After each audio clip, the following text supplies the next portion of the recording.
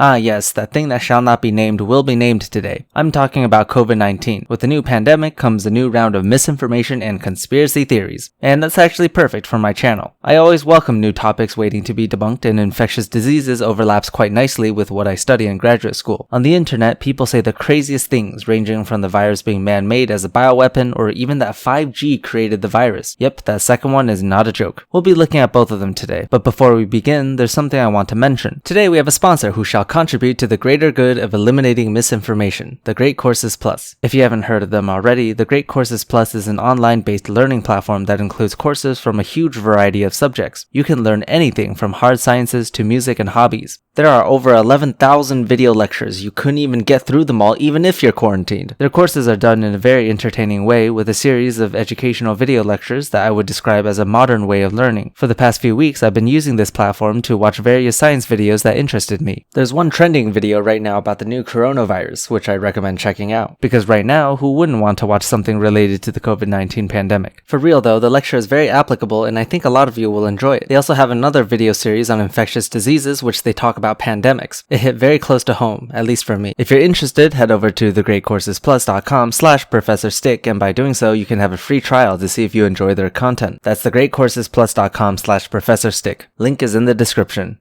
Thank you to the Great Courses Plus for sponsoring this video. Now, without further ado, let's have a look at coronavirus conspiracy theories. Could this be bioterrorism? Before you call me a conspiracy theorist, here's a video of Bill Gates from 2017 saying man-made viruses could be a threat. We also face a new threat that the next epidemic has a good chance of originating on a computer screen of a terrorist intent on using genetic engineering to create a synthetic version of the smallpox virus or a contagious and highly deadly strain of flu. Oh, of course, bioterrorism is always going to be a concern. Bioweapons will always be a threat. Whenever I think of the idea of someone engineering a deadly and contagious virus or bacteria and releasing it in a dense population, my heart skips a beat. In my opinion, it's one of the most unethical things you could ever do. I'm just gonna say it. It's so unethical. But does that mean the SARS-CoV-2 was artificially engineered? This guy here, Anomaly, seems to be implying that with the timing of this video. Oh, if you don't remember him, he's the guy I debunked before who was claiming wacky things about having doubts on anthropogenic climate change because of the sun and whatnot. His channel disguises itself as some sort of news commentary channel, but we all know it's let's say it doesn't have the most accurate information out there.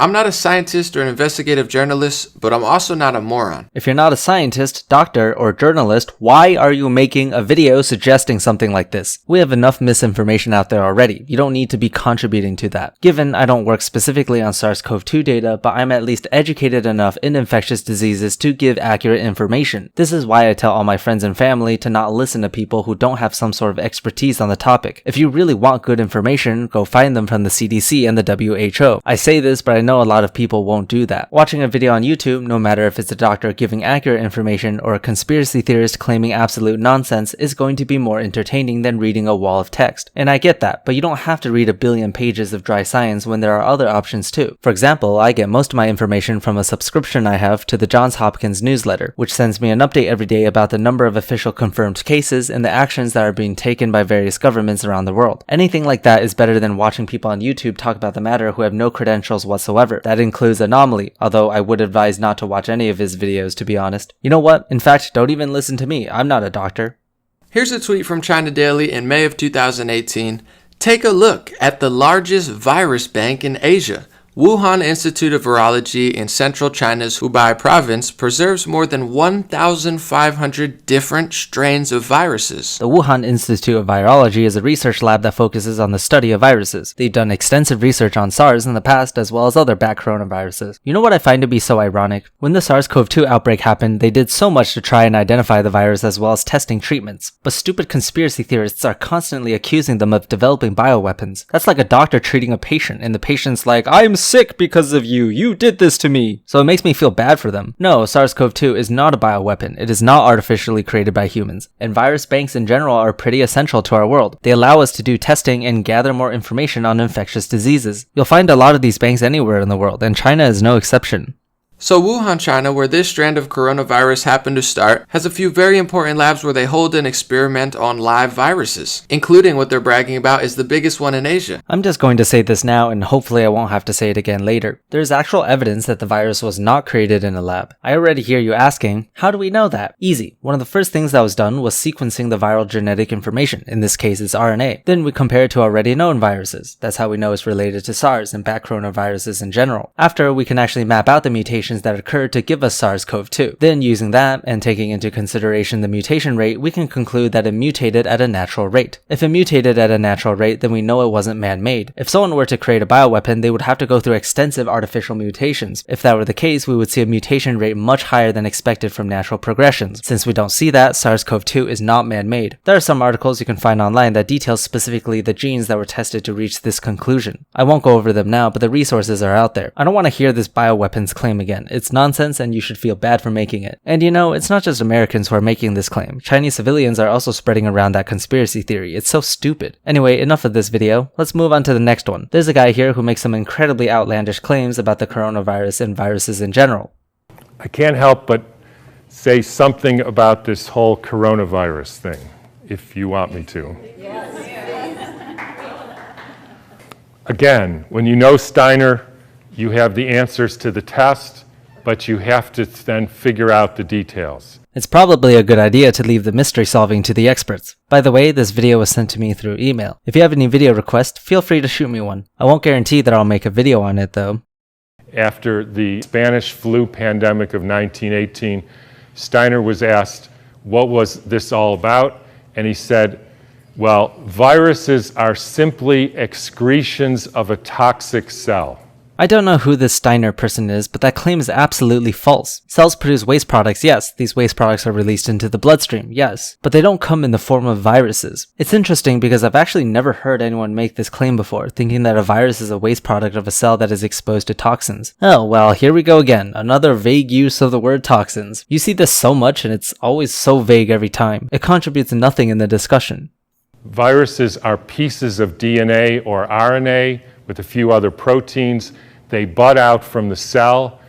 They happen when the cell is poisoned. I mean, poisoned is not the same as being infected, but whatever. Yes, viruses are made of genetic information, DNA or RNA, a bunch of proteins, and some fat too. The fat is essential to keeping the viral structure together, which is why soap works so well against them. Break apart their outer shell and you break apart the virus. Use soap to destroy the hydrophobic components of COVID-19.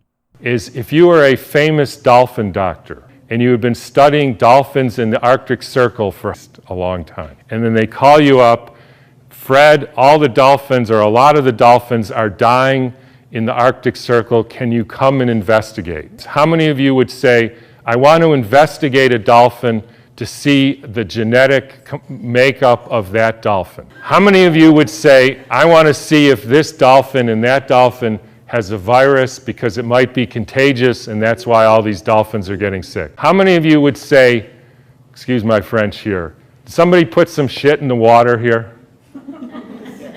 Because that's what happened. And the cells get poisoned.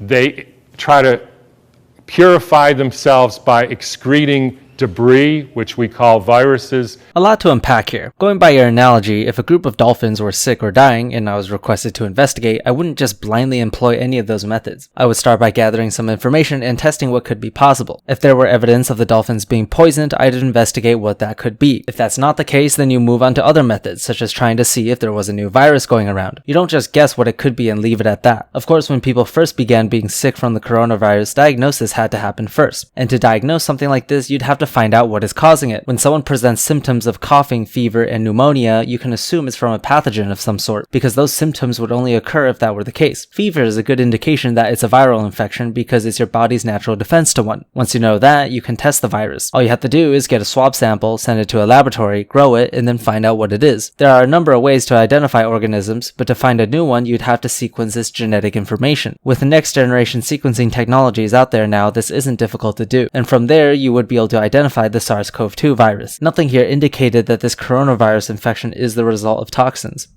If you go to the current theory of viruses called exosomes, and the latest head of the NIH giving a talk on the complexity of viruses, you will see this is perfectly in line with the current thinking on what a virus really is. Wow, a virus is what a virus is. Amazing. I had a dramatic example of this when I was growing up. Right outside our house, there was a wetlands, and they're full of frogs, and the frogs kept me up at night, so I taped the windows, and they were, in the spring, they made a big racket. And then over time, the frogs were all gone. How many thinks the frogs had a genetic disease? How many thinks the frogs had a virus? How many think somebody put DDT into the water? That's what happened. Each scenario has to be evaluated differently. Even if a case like that did happen, you can't assume that someone just poisoned the water every single time a population gets sick. Plus, you're only guessing what people would initially think when something like this happens. You have to investigate further to conclude what is actually causing the sickness. In every pandemic in the last 150 years, there was a quantum leap in the electrification of the Earth. Late fall of 1917, there was the introduction of radio waves around the world. Whenever you expose any biological system to a new electromagnetic field, you poison it, you kill some, and the rest go into a kind of suspended animation so that, interestingly, they live a little bit longer and sicker. And I will only finish by pointing out that there has been a dramatic and quantum leap in the last 6 months with the electrification of the Earth. And I'm sure a lot of you know what that is. It's called 5G, where they now have 20,000 radiation-emitting satellites, just like the radiation-emitting thing in your pocket and on your wrist and that you use all the time. And there we have it. 5G is causing this new coronavirus pandemic. You thought you heard everything? Apparently not. Okay, just to tickle your pickle, you'll have to name the radiation cause for every single virus then, including outbreaks. You've covered a few, but many of these occurred before modern technology. Also, if that's the case, everyone in the world would get it, and we wouldn't even have to worry about transmission. Not to mention, why would the body produce viruses on its own anyway? That seems like such a dumb thing for animal cells to do, especially since something like that would be filtered out by natural selection instantly. You also don't detail on the mechanism. Does it damage cells? Does it mutate DNA? What exactly are viruses then? What are vaccines? How do they prevent you from being sick? How do drug treatments work? What are antivirals? You're making this claim without backing it up in all corners, because right now our model is true. It works, and we've progressed medicine from our knowledge. If you want to change our entire understanding of viruses, the most common life form in the world, then you'll have a lot of explaining to do. Anyway, that's my time today. Thanks again to the Great Courses Plus for sponsoring this video. Without them, I wouldn't get to talk about COVID-19 at all. Huge shout out to all my patrons, especially Fireshard, Liam, Don Jessica, Joe Goldenberg, and JN. I'll see you next week for a video not about the coronavirus.